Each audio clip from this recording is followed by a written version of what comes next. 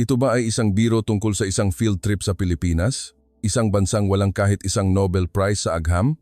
Ano ang ipapapanood sa amin ng bansang iyon? Ang pag-asa ng Alemanya, mga henyong inaasahang mag-aaral sa mga universidad ng Ivy League ay tuluyang nadurog sa loob lamang ng 30 minuto sa Ninoy Aquino International Airport. Hindi ka pani-paniwala na ganito ang mga Pilipino. Walang sino man ang umasa na sa lupain sa Timog Silangang Asya na aming minamaliit ang Pilipinas matutuklasan ng mga elite ng Alemanya ang isang malaking pagbabago sa buhay. Ngayon, naiintindihan ko kung gaano ako kayabang. Ano ang nagdulot ng napakalaking pagbabago sa mga nangungunang henyo ng Alemanya? Ang 7 araw na kuwentong ito na nagpapababa ng loob ay magsisimula na. Magandang araw sa lahat. Ang pangalan ko ay Maximilian Hohenzollern. Ako ay isang mag-aaral sa 2 taon ng Helmholtz Gymnasium sa Heidelberg, Alemanya. Narinig na ba ninyo ang pangalan ng aming paaralan? Malamang hindi. Ngunit kung sasabihin ko ito, baka kilalanin ninyo. Ito ang nangungunang high school sa Alemanya na may 85% acceptance rate sa mga universidad ng Ivy League. Nakakuha ako ng maagang pagtanggap mula sa MIT at ang aking mga kaibigan ay inaasahang papasok sa Harvard, Yale at Stanford. Kami ang kinabukasan ng Alemanya, ang mga individual na mamumuno sa mundo. Ngunit noong Marso 2024, nakatanggap kami ng masamang balita. Para sa lahat ng mag-aaral, ikinalulungkot naming ipaalam na ang iskediul ng biyahe patungong Silicon Valley ay nakansela. Ang mga salita ng punong guro ay nagdulot ng kaguluhan sa buong auditorium. Dahil sa problema sa budget, babaguhin namin ito. Sa halip, pupunta tayo sa Pilipinas. Sa Pilipinas po? Tanong ni Katarina na may mukhang hindi makapaniwala. Si Katarina ay naglalayong mag-apply sa Harvard Medical School at nakapaglimbag na ng pananaliksik sa journal na Nature. Oo, sa Pilipinas.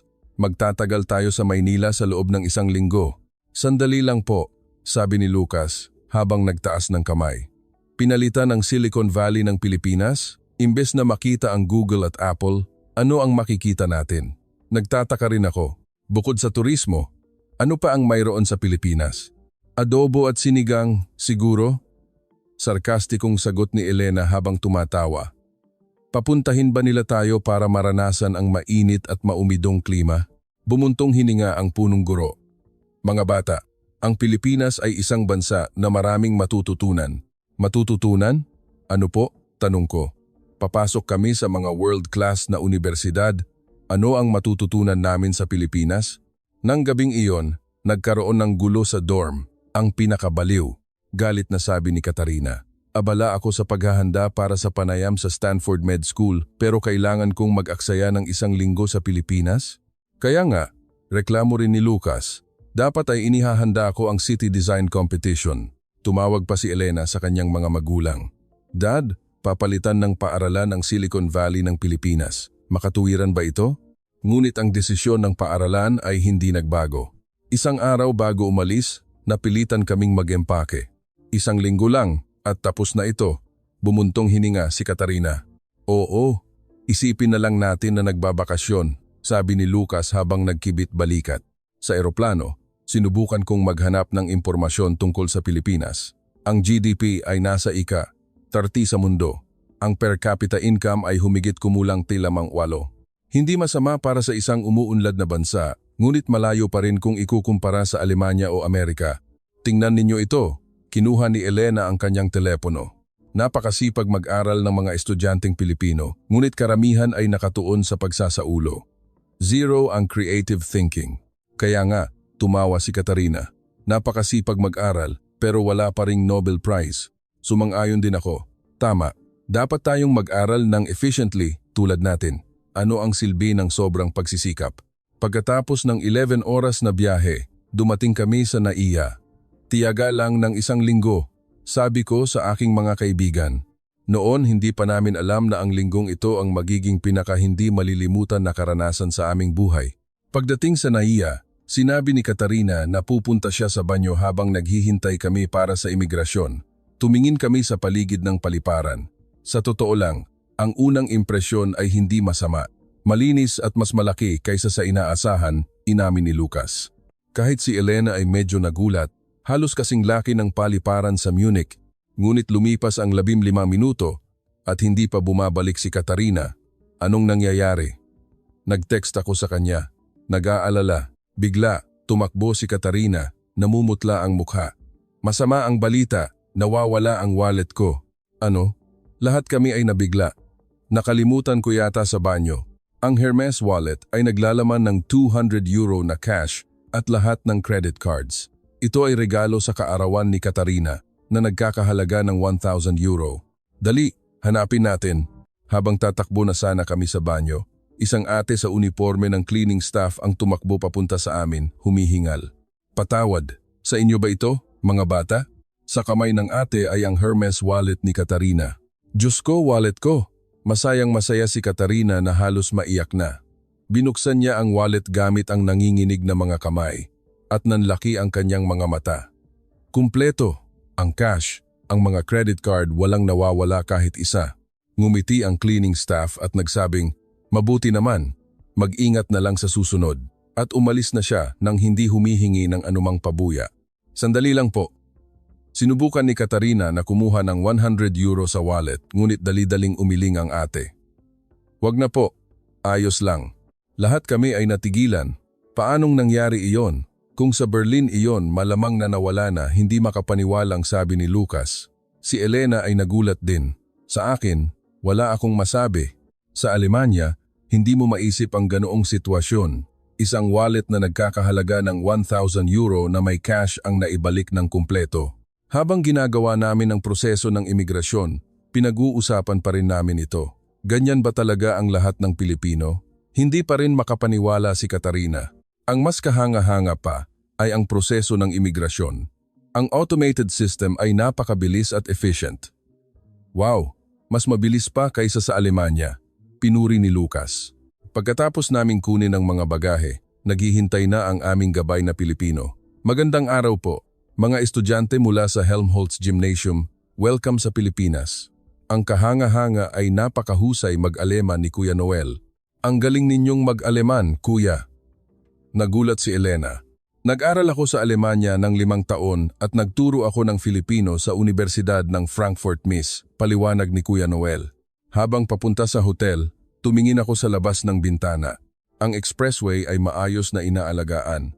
Ang mga signboard ay malinaw na may English. Ang NAIA ay palaging niraranggo bilang isa sa pinakamahusay na paliparan sa mundo, paliwanag ni Kuya Noel. At ang peace and order dito sa Pilipinas ay napakaganda.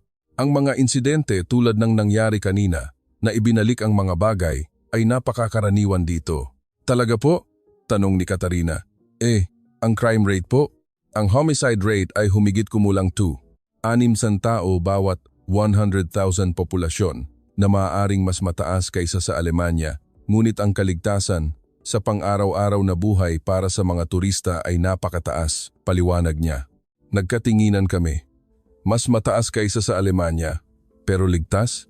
At ang mga babae ay maaaring maglakbay ng mag-isa sa gabi sa mga business at tourist district. Ang public transportation ay available hanggang hating gabi. At mayroong mga 24 na oras na convenience store sa lahat ng dako. Talaga po? Ang mga babae ay naglalakbay ng mag-isa sa gabi? Nagtatakang tanong ni Elena. Opo, ang anak kong babae ay natapos ang tutorial niya ng 10 PM at umuuwi siyang mag-isa gamit ang MRT. Hindi ako nag-aalala. Biglang bumulong si Lucas sa akin. Pare, hindi ito tulad ng inaasahan natin. Naramdaman ko rin iyon. Kahit na minamaliit namin ang Pilipinas, hindi ito tulad ng inaasahan. Pagdating sa hotel, pagkatapos naming ilapag ang mga bagahe, pinag-uusapan pa rin namin ang tungkol sa paliparan. Maaaring swerte lang, sabi ko, ngunit umiling si Katarina. Hindi, tinitigan mo ba ang mga mata ng ate? Talagang naramdaman niya na iyon ang tamang gawin. Nang gabing iyon, hindi ako makatulog. Ganito ba talaga ang Pilipinas? Ang aking mundo ay tila nagkakaroon ng mga lamat. Sa unang gabi, hindi kami makatulog dahil sa jet lag. 1:00 AM na at gising pa rin kami. Gutom ako, reklamo ni Lucas. Ako rin, mayroon bang lugar para kumain? Nagsimulang maghanap si Elena sa kanyang telepono. Bigla, nagulat si Katarina. Wow, napakaraming 24 oras na convenience store dito. 1:00 AM? Hindi ako makapaniwala. Sinubukan kong tingnan. At totoo nga, maraming convenience store ang bukas pa rin sa paligid ng BGC at Makati. Nagsimula kaming magtaka. Sa Alemanya, halos walang bukas sa gabi. Tingnan natin. Mungkahi ko. Ligtas ba? Mapanganib ba? Nag-aalala si Elena. Nag-text kami kay Kuya Noel at nakatanggap kaagad ng sagot. Hindi po mapanganib. Mag-relax lang po kayo. Umalis kami sa hotel nang may pag-aalinlangan. Pagdating namin sa BGC High Street, napanganga kami. Ang kalsada ay maliwanag pa rin. Naglalakad ang mga tao ng payapa. Totoo ba ito? Bulalas ni Lucas. Ang mas kahanga-hanga pa ay napakaraming babae ang naglalakad ng mag-isa, may earphones, nagtingin sa kanilang telepono. Walang bakas ng pagkabalisa. Ang babaeng iyon ay naglalakad ng mag-isa, hindi makapaniwala si Katarina kung sa Berlin iyon, hindi namin maisip. Umiling si Elena. Ang convenience store na pinasukan namin ay kahanga-hanga sa laki. Alas, 2 AM at ang mga upuan ay halos puno at karamihan sa mga tao ay nagbabasa. Talaga, ang mga libro at notebooks ay nakakalat sa mga mesa mula sa mga high school student hanggang sa mga college student at mga office worker. Nagbabasa sila ng alas, 2 AM, nanlaki ang mga mata ni Lucas. Nahanap namin ang isang bakanting upuan at tinanong ang staff habang umorder ng kape. Maraming tao ba rito palagi? Mas marami pa kapag exam week, ma'am. 24 oras po kami. Enjoy po, sabi ng staff. Tumingin-tingin si Katarina, napakaligtas, maraming babae rin. Bigla, nilapitan kami ng isang estudyanteng Pilipina na nakaupo sa katabing mesa. Mga banyaga po kayo? Saan po kayo galing? Alemanya, sagot ni Elena. Ay Alemanya. Gusto ko ring magbakasyon doon, pero narinig ko na napakadelikado sa gabi. Totoo ba? Nagkatinginan kami. Iniisip ng mga Pilipino na delikado ang Alemanya? Kailangan mong mag-ingat sa gabi, inamin ko. Napakaligtas dito sa Pilipinas. Nagbabasa ako dito gabi-gabi at umuuwi akong naglalakad ng 30 minuto. Hindi ako natatakot. Mag-isa po? Nagulat si Katarina. Oo naman, ganyan ang ginagawa ng lahat dito. Pagkatapos niyang bumalik sa pagbabasa, uminom kami ng kape ng tulala. Hindi karaniwan ang bansang ito, seryosong sabi ni Lucas. Pabalik sa hotel, marami pa kaming nakita. May isa pang convenience store sa kabilang kalye. May mga taong kumakain ng instant noodles. May mga nagtitinda ng street food. Ang LRT, MRT ay tumatakbo pa rin hanggang hating gabi. Ang 24-hour city ay totoo. Humanga si Elena. Bigla, huminto si Katarina. Tingnan ninyo, sa kabilang kalye, may 2 pulis na nagpapatrulya. Nagpapatrulya sa gabi? Sabi ko. Ngunit itinuro ni Katarina ang isang babae na naglalakad sa tabi ng mga pulis nang walang anumang pag-aalala. Sa Alemanya, kahit na makita mo ang mga pulis sa gabi, mayroon pa ring pagkabalisa. Ngunit dito, tila ang pulis ay talagang nakikita bilang tagapagtanggol ng mga tao. Pagbalik namin sa hotel, nagtipon kami sa lobby. Iba't ibang nakakagulat na bagay ang nakita natin ngayon, sabi ko. Mula sa wallet sa paliparan, tumango si Katarina. Ang mga babae ay naglalakad ng mag-isa sa gabi, kahanga-hanga, dagdag ni Elena. Inisip namin na galing kami sa maunlad na bansa, ngunit ang ilang bagay dito ay tila mas advanced, seryosong sabi ni Lucas. Kailangan kong aminin, nang gabing iyon hindi ako nakatulog hanggang alas 3 AM. Inisip ko, ang Pilipinas ay hindi lamang bansa ng mga simbahan at jeepney. Ang kaligtasan na ito ay maaaring ang tunay na indicator ng pag-unlad ng isang bansa. Ano pa kaya ang nakakagulat na naghihintay sa amin bukas? Sa umaga ng ikalawang araw, nagpasya kaming bisitahin ang Universidad ng Pilipinas Diliman. Hindi ito maihahambing sa Harvard o MIT, mayabang na sabi ni Lucas. Oo naman, tingnan mo ang World University Rankings. Ang mga universidad na papasukan namin ay lahat nasa top 10, sumang-ayon si Elena. Ngunit pagpasok namin sa gate ng UP Diliman, iba ang pakiramdam namin. Ang campus ay napakaganda, maaliwalas dahil sa malalaking puno, at ang mga lumang gusali at modernong gusali ay magkasamang pinagsama. Wow, mas maganda kaysa sa inaasahan, inamin ni Katarina. Dinala kami ni Kuya Noel sa College of Engineering. Magandang araw po. Ako si Chino, isang third-year student ng Computer Engineering. Ang estudyanteng sumalubong sa amin ay nagsasalita ng perpektong English na may native speaker accent. Ipapakita ko sa inyo ang laboratory. Mayroon ba kayong mga katanungan? Pagpasok namin sa lab, nagulat ulit kami. Ang mga kagamitan ay kumpleto at moderno. Maraming proyekto ang tumatakbo ng sabay-sabay. Ano ito? Tanong ni Lucas na nakatingin sa malaking server. Ito ang aming large language model na aming dinedevelop. Sagot ni Chino. Isang AI na specialized sa Filipino. Ngayon, malapit na ito sa antas ng Google o OpenAI. Ginawa ito ng mga college student? Nagtatakang tanong ko. Opo. Ang aming team na 200 katao ay lahat mga college student. Ang professor lang ang nagbibigay ng payo. Nang sandaling iyon, nagtanong si Katarina, maaari po bang makita ang laboratory ng College of Medicine? Opo, syempre. Kaibigan ko ang isang medical student, kukontakin ko siya. Pagkatapos ng 30 minuto, nasa laboratory na kami ng College of Medicine. Ang nagpakita sa amin ay si Piam, isang second-year medical student. Ito ang aming stem cell research laboratory. Nakita na ba ninyo ang article na inilathala namin sa Nature noong nakaraang taon? Nanlaki ang mga mata ni Katarina. Gawa ng UP iyon? Na-cite ko pa ang article na iyon. Talaga? Ano ang ginagawa ninyong research ngayon? Nagsimula silang mag-usap ng academically. Ang mukha ni Katarina ay lalong naging seryoso. Ang antas ng kaalaman ng mga estudyanteng Pilipino ay hindi bumababa. Gusto ba ninyong kumain ng tanghalian ng magkasama? Para makapagpatuloy tayo sa discussion sa student cafeteria, alok ni Piam.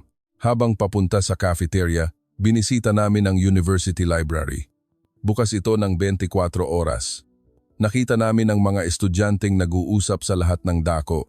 Sa cafeteria, maraming estudyanteng Pilipino ang sumali sa amin. May mga estudyante mula sa College of Business, Political Science, Science at iba pang kolehiyo. Narinig ko, nagaling kayo sa Alemanya. Magdebate tayo? Mungkahi ni Art, isang political science student. Oo, sige. Ano ang topic? Kumpiyansang sumagot si Elena. Ang kinabukasan ng European Union at ang posibilidad ng pagbuo ng kooperasyon sa rehiyon ng ASEAN, kumusta?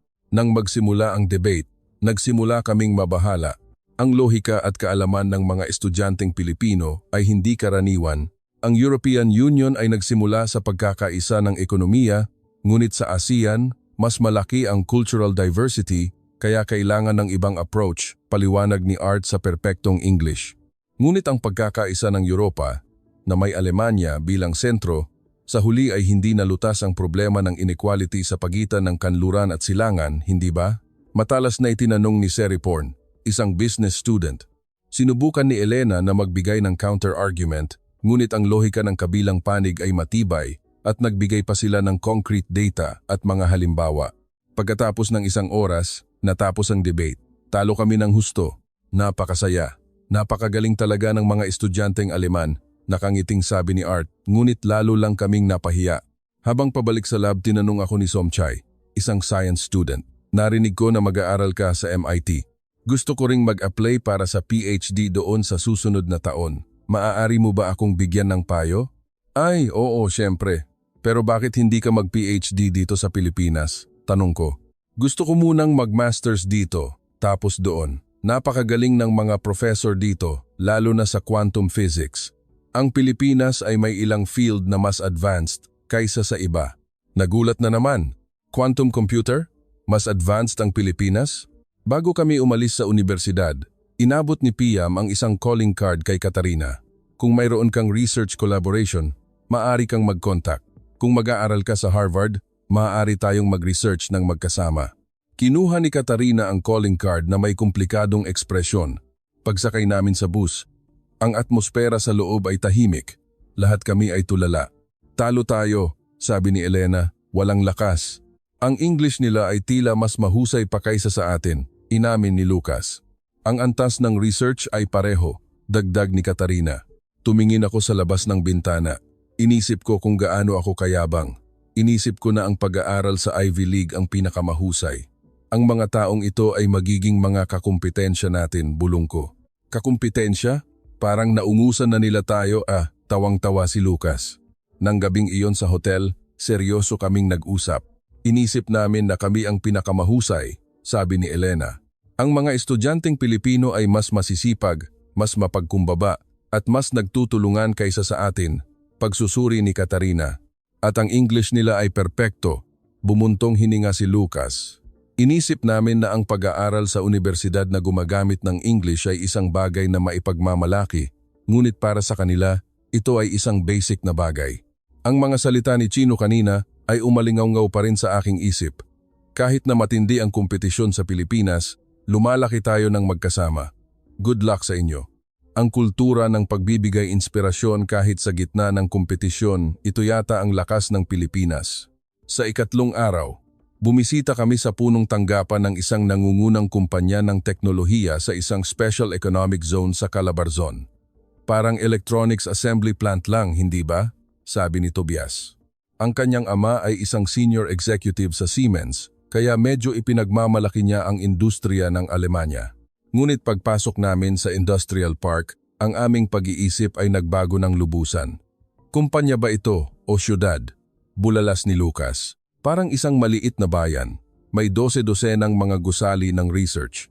Ang mga pasilidad para sa mga empleyado ay kumpleto. Ang nagpakita sa amin ay si Don Ramon, ang chief researcher dito na nagtapos sa MIT. Magandang araw po.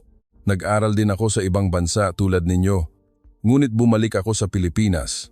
Ngayon, ipapakita ko sa inyo kung bakit. Una, binisita namin ang Semiconductor Research Institute. Kasalukuyan, kami ang leader sa paggawa ng mga chip para sa mga electric vehicle at nagde-develop kami ng biochip na maaaring itanim sa katawan ng tao. Biochip? Nagtatakang tanong ko. Posible ba iyon? Nasa yugto na po ng experimental production. Ang target ay gawing komersyal ito sa loob ng 2 taon, sagot niya. Nagtanong si Tobias. Gumagawa din po kayo ng mga semiconductor para sa mga sasakyan?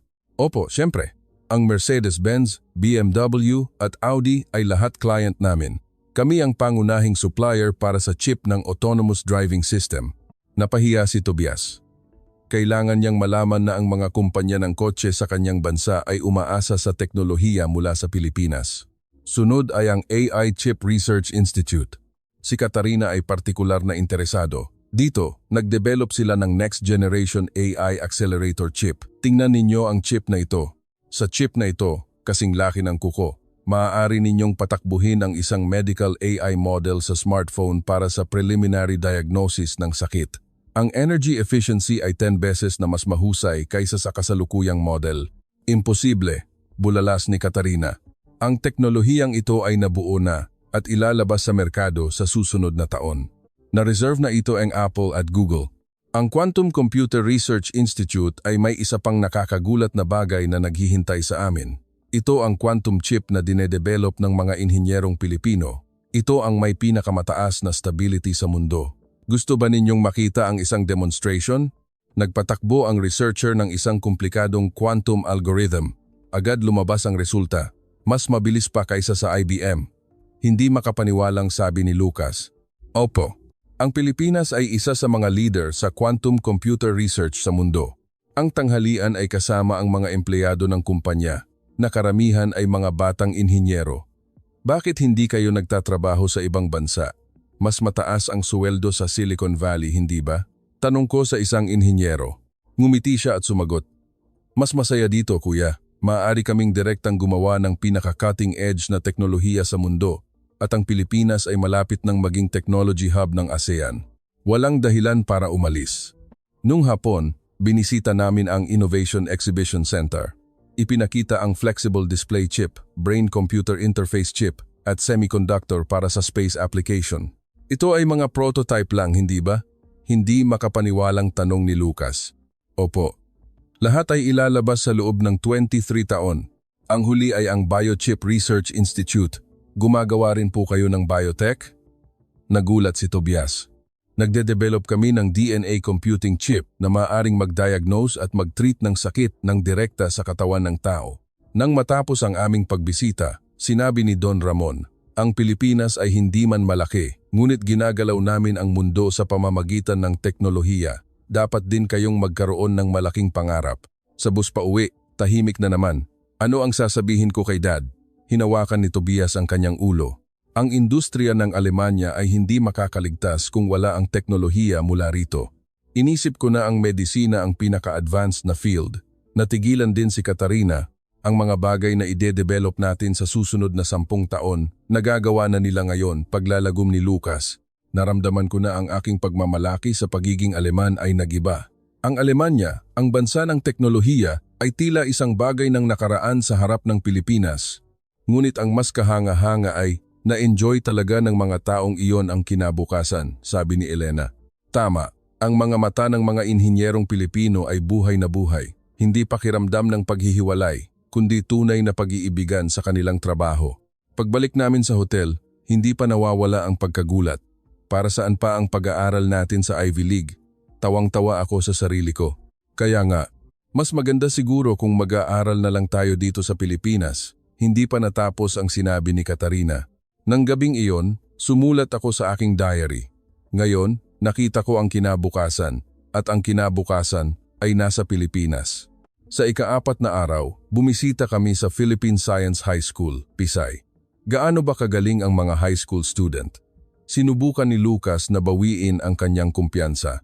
Ngunit pagpasok namin sa paaralan, nagiba na naman ang kumpiyansa.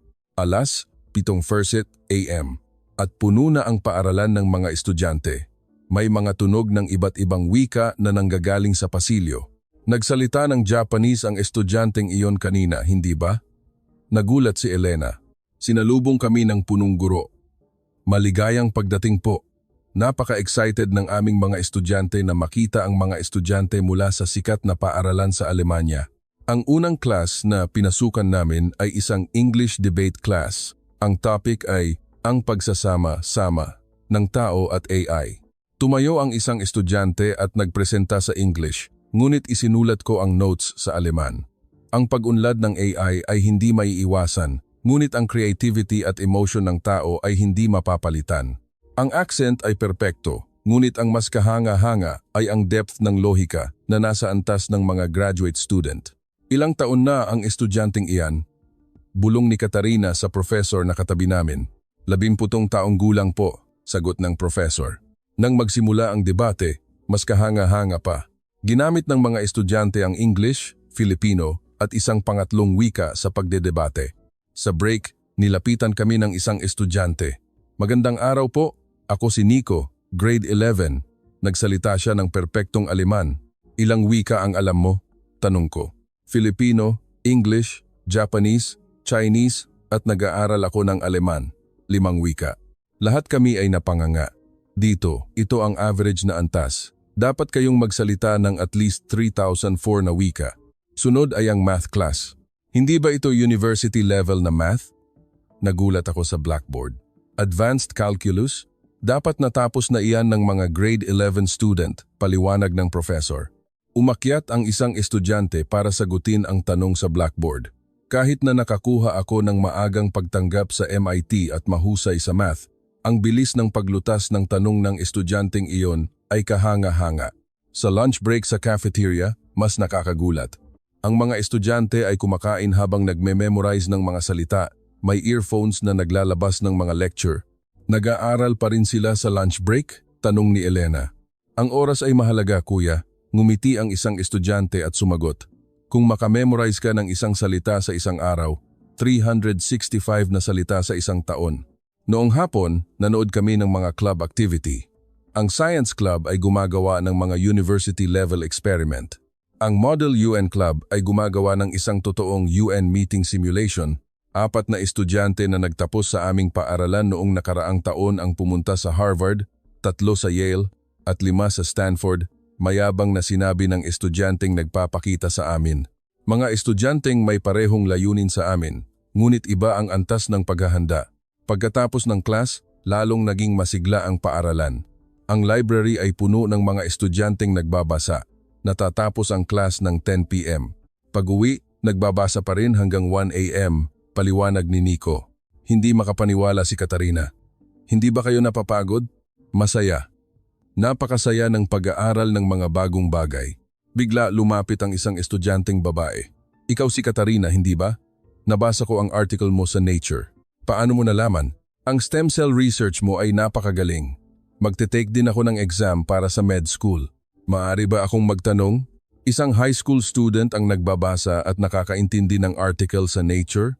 Bago kami umalis sa paaralan, Sinabi ni Nico sa amin. Siguro iniisip ninyo na puro aral lang ang mga estudyanteng Pilipino, hindi ba? Pero nag-aaral kami para gumawa ng mas magandang mundo. Good luck sa inyo. Sa bus, wala kaming masabi. Ano ang ginagawa namin noong edad namin sila? Bulong ni Lucas. Video games, party, nahihiyang sabi ni Tobias. Ang mga batang iyan, sa loob ng 5 taon, hindi pa natapos ang sinabi ni Elena. Ay, sila ang magiging tunay nating kakumpetensya, paglalagom ko. Seryosong sabi ni Katarina. Inisip namin na kami ay mga henyo, ngunit mayroong daan-daang bata na ganito dito. Nang gabing iyon, nakaramdam ako ng takot sa unang pagkakataon. Naniniwala kami na ang edukasyon sa Alemanya ang pinakamahusay, ngunit kung ikukumpara sa passion ng Pilipinas, tila ito ay kulang. Paano kami makikipagkumpetensya sa kanila? Ngunit ang mas mahalagang tanong ay sumulpot. Bakit kami nag-aaral? Sa ika-5 araw, bumisita kami sa Intramuros at San Agustin Church. Magbakasyon naman tayo, sabi ni Tobias. Pagod na. Ngunit ang simbahan at ang mga pader ng Intramuros ay nagpahanga sa amin sa ganda at sophistication ng architecture at art. Ang lugar na ito ay itinayo daan-daang taon na ang nakalipas, hindi makapaniwalang sabi ni Elena. Ipinaliwanag ni Kuya Noel na binibigyan ng malaking importansya ng Pilipinas ang pangangalaga ng cultural heritage. Ito ang puso ng bansa. Bakit ninyo napangalagaan ng napakahusay? Tanong ko. Dahil ipinagmamalaki ng mga Pilipino ang kanilang kasaysayan at mga national institution, ang National Museum of the Philippines ay lalo pang nagpahanga sa amin. Nagtatago ito ng napakaraming national treasures. Ang mga kayamanan na ito ay nagpapakita ng nakaraang kaluwalhatian, sabi ni Katarina. Ipinaliwanag sa amin ng isang curator. Ang Pilipinas ay isang lugar na pinangangalagaan ang sarili nitong kultura ng napakahusay at kasabay nito, ito ay isang lipunan na bukas sa modernisasyon. Ang balanse na ito ang lakas ng Pilipinas. Nang gabi, pumunta kami sa Binondo Night Market. May daan-daang stall na nakahanay. Ang amoy ng iba't ibang pagkain ay napakabango. Ano ito? Tinuro ni Lucas ang kakaibang pagkain. Durian? Napakabaho, pero masarap. Gusto mo bang subukan? Lahat kami ay sumubok, ngunit si Katarina lang ang nakatapos. Mas masarap kaysa sa inaasahan. Pumalakpak ang lahat sa kanyang tapang. Habang naglalakad sa night market, naramdaman namin ang lakas ng mga Pilipino. Lampas na ng 10 PM at marami pa ring pamilya ang naglalakad. Ang mga tindero ay bumabati sa mga customer ng may friendly na paraan. Hindi tulad ng market sa Alemanya, inamin ni Tobias. Ang buhay dito ay parang isang festival, humanga si Elena. Nang sandaling iyon, lumapit sa amin ang may-ari ng isang tindahan. Galing kayo sa Alemanya? Gusto ko ang German beer. Binigyan niya kami ng libreng buko juice. Must try ito sa Pilipinas. Ang paghahalo ng tradisyon at modernisasyon ito ang Filipino style. Pabalik sa hotel, pinag-usapan namin ang aming nakita. Isang bansa na pinahahalagahan ng nakaraan habang nakatuon sa kinabukasan, sabi ni Katarina. Ito ang duality ng Pilipinas. Sumang-ayon ako. Sa ika-6 na araw, bumisita kami sa isang startup incubator sa Tech Hub sa BGC. Ang karamihan sa mga startup ay naghihirap, hindi ba? Nagtatakang sabi ni Tobias. Ang kultura ng Alemanya ay nagbibigay importansya sa stability. Ngunit pagpasok namin sa gusali, iba ang atmosfera, puno ng lakas. Magandang araw po, ako si Maya, ang accelerator manager dito, 28 taong gulang. Ngayon, ipapakita ko sa inyo ang 2 unicorn company. Unicorn? Nagulat si Katarina. May unicorn po ba sa Pilipinas? Mayroon na po kaming 4005 at parami pa, sagot ni Maya. Ang una ay isang AI-powered healthcare platform. Magandang araw po. Ako si Noli, 27 taong gulang, CEO. Itinatag ko ang kumpanya noong 4th year ako sa college. Ngayon, mayroon na kaming 250 empleyado at ang company valuation ay 1.2 billion. Ipinakita niya ang isang AI na maaaring mag-diagnose ng 20 uri ng sakit mula lamang sa isang X-ray film. Ang accuracy ay 98%. Opo, 70% ng mga ospital sa Pilipinas ay gumagamit nito. Sa susunod na taon, papasok kami sa European market. Ang pangalawa ay isang green technology company. Ako si Faye, 29 taong gulang, CEO. Nagdevelop ako ng enzyme na nagde-decompose ng plastic. Ang karaniwang plastic ay nade-decompose ng kumpleto sa loob ng 3 araw. Nagtapos siya sa UP Science at nag-drop out sa PhD para magnegosyo. Ang paglutas ng mga problema sa totoong buhay ay mas mahalaga kaysa sa pagsulat ng thesis. Ang tanghalian ay kasama ang mga empleyado ng startup. Bakit hindi kayo nagtatrabaho sa malalaking kumpanya? Bakit startup? Tanong ko. Mas masaya dito. Nagbabago kami ng mundo. Nakangiting sagot ng empleyado.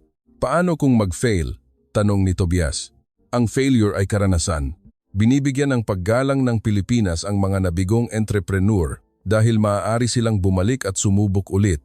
Pag-alis namin sa hub, nagulat kami ng husto. Hindi mo maisip ang ganoong sitwasyon sa Alemanya, inamin ni Tobias. Gusto ng mga kabataang Pilipino na baguhin ang mundo, humanga si Lucas. Nang gabing iyon, seryoso kaming nag-usap. Ano ang hinahanap natin? Tanong ko. Ang mga kabataan sa Pilipinas ay ginagawang totoo ang kanilang mga pangarap, ngunit sumusunod tayo sa mga daan na itinakda ng iba. Minsan, maingat na sabi ni Tobias, baka tayo ang tunay na talunan.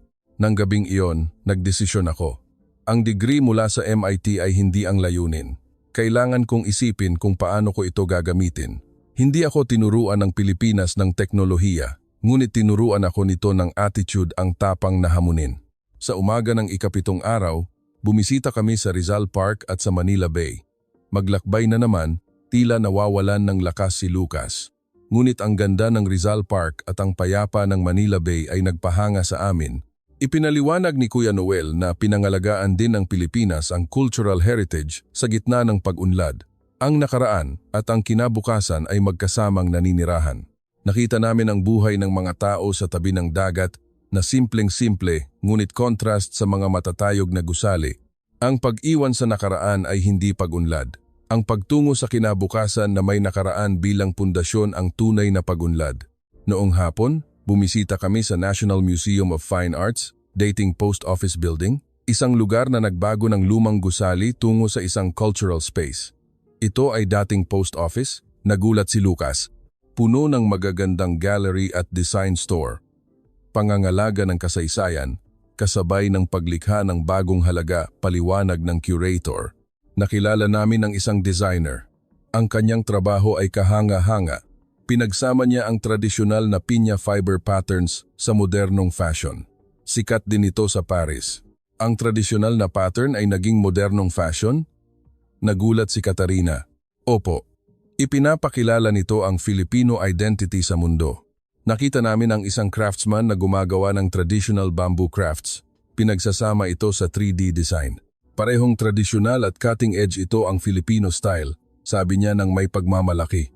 Pabalik sa hotel, nag-isip kami. Ipinagmamalaki rin ng Alemanya ang kasaysayan. Nagsimula si Tobias. Ngunit ikinulong lang sa museum, dugtong ni Katarina. Dinala ng Pilipinas ang kasaysayan sa kasalukuyan. Paglalagom ni Lucas. Sa huling gabi, pumunta kami sa UP Town Center. Narinig namin na ito ang district ng mga kabataan. Pagpasok sa town center, nagulat kami. Ang kultura ng Japanese, Korean at Kanluranin ay magkahalo. Kumain kami ng hapunan sa isang restaurant. Ang may-ari ay isang Vietnamese na napakahusay mag-Filipino. 10 taon na ako sa Pilipinas. Ito na ang aking tahanan. Napakainit ng pagtanggap sa akin ng mga Pilipino. Pagkatapos kumain, naglakad kami sa kalye. Japanese ramen house, Korean fried chicken, Italian restaurant. Pumasok kami sa isang coffee shop. Ang may-ari ay isang Dutch at ang kanyang asawa ay isang Filipina. Nagkakilala sila sa Amsterdam at lumipat sa Pilipinas pagkatapos magpakasal. Hindi ako nagsisisi. Napakaraming lakas at oportunidad sa Pilipinas. Ang Europa ay napakatahimik. Ang Pilipinas ay nagbabago at lumalaki araw-araw. Sa kalapit na plaza, maraming nasyonalidad ang nagsasayaw ng magkasama Filipino, Japanese, Korean, Southeast Asian, nagsasayaw ng K-pop ng magkasama. Ito ang tunay na ASEAN community, humanga si Tobias. Pagbalik sa hotel, sinabi ni Kuya Noel ang huling salita. Ang Pilipinas ay hindi perpekto. Marami kaming problema, ngunit sinisikap naming umunlad palagi. Ito ang lakas ng Pilipinas. Bukas, kailangan na naming bumalik, ngunit ang Pilipinas ay pumasok na sa aking puso. Sa huling umaga habang nag-empake, lahat kami ay nalilito. Tapos na ang isang linggo, bumuntong hininga si Elena. Sa bus papunta sa paliparan, nagsimula kaming maglagom ng biyaheng ito. Ano ang pinakanakakagulat? Tanong ko. Lahat, sabi ni Tobias. Mula sa wallet hanggang sa lahat, hindi inaasahan. Lahat ay higit sa inaasahan, sabi ni Katarina. Pagdating sa NAIA, may sumalubong sa amin, laking gulat namin. Sina Chino at Piam mula sa UP at si Nico mula sa Pisay ay dumating. Talaga, humanga si Katarina. Siyempre, aalis na ang mga kaibigan namin, ngumiti si Chino. Binigyan kami ni Piam ng isang maliit na regalo, isang lei ng bulaklak. Good luck. Binigyan kami ni Nico ng isang sulat na nakasulat sa Aleman. Pagbalik ninyo sa Alemanya, mag-contact tayo, ha? Oo naman, sinabi ko ng taos puso. Ginugol namin ang huling oras sa coffee shop sa paliparan. Sa totoo lang noong una minamaliit ko ang Pilipinas, inamin ko. Alam namin, ngumiti si Chino. Hindi masyadong alam ng mga banyaga ang Pilipinas sa ganitong aspeto. Ngunit ngayon, hindi na pareho, sabi ni Tobias. Naiintindihan ko na kung bakit ang Pilipinas ay isang bansa na may mataas na potensyal. Hindi lang ito tungkol sa teknolohiya o ekonomiya, makahulugang sabi ni Piam. Ang attitude ng mga tao ang gumagawa ng isang maunlad na bansa. Tama, tumango si Katarina. Ang challenging spirit ng mga Pilipino, ang hospitality, at ang pag-asa sa kinabukasan. Oras na para sumakay sa eroplano. Niyakap namin ang isa't isa at nangako na magkokontakan. Pagpasok namin sa departure area, lumingon ako. Nagwa-wave pa rin sila. Habang naghihintay sa eroplano, nag-usap kami sa huling pagkakataon. Nagbago ba talaga tayo? Tanong ni Tobias. Nagbago, kumpiyansang sagot ko. Kami noong isang linggo at kami ngayon ay magkaibang tao. Oo, sumang-ayon si Elena. Dati, gusto naming maging pinakamahusay. Ngayon, alam na namin kung bakit kami dapat maging pinakamahusay, malalim na sabi ni Lucas.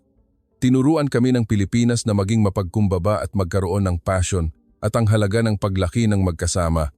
Tumunog ang boarding announcement. Habang sumasakay sa eroplano, bumalik ang mga alaala ng buong linggo sa aking isip, ang cleaning lady sa NAIA, ang BGC High Street sa gabi, ang debate kasama ang mga estudyante ng UP, ang teknolohiya ng kinabukasan sa Calabarzon, ang passionate na mga estudyante ng Pisay, ang ganda ng Intramuros, ang mga startup na nanghahamon, ang Maynila kung saan ang nakaraan at kinabukasan ay magkasamang naninirahan. Mamimiss ko ang Pilipinas, bulong ko. Mamimiss lang? Ngumiti si Tobias. O, dapat tayong maging tulad ng mga Pilipino? Oo, siyempre, sabay naming sabi. Umalis ang eroplano. Ang lupa ng Pilipinas ay lumiit mula sa maliit na bintana. Hindi ito paalam, kundi isang bagong simula. Pagbalik namin sa Alemanya, mamumuhay kami sa isang nabagong paraan. Mas mapagkumbaba, mas passionate, na may mas malaking pangarap. Ang pinakamalaking regalo na ibinigay sa amin ng Pilipinas ay isang bagong pananaw, isang pananaw sa mundo, isang attitude sa kinabukasan, at ang kahulugan ng paglaki ng magkasama. Salamat Pilipinas! Nagpasalamat ako sa aking isip. Sana, magkita tayong muli balang araw, sa araw na lumago na tayo.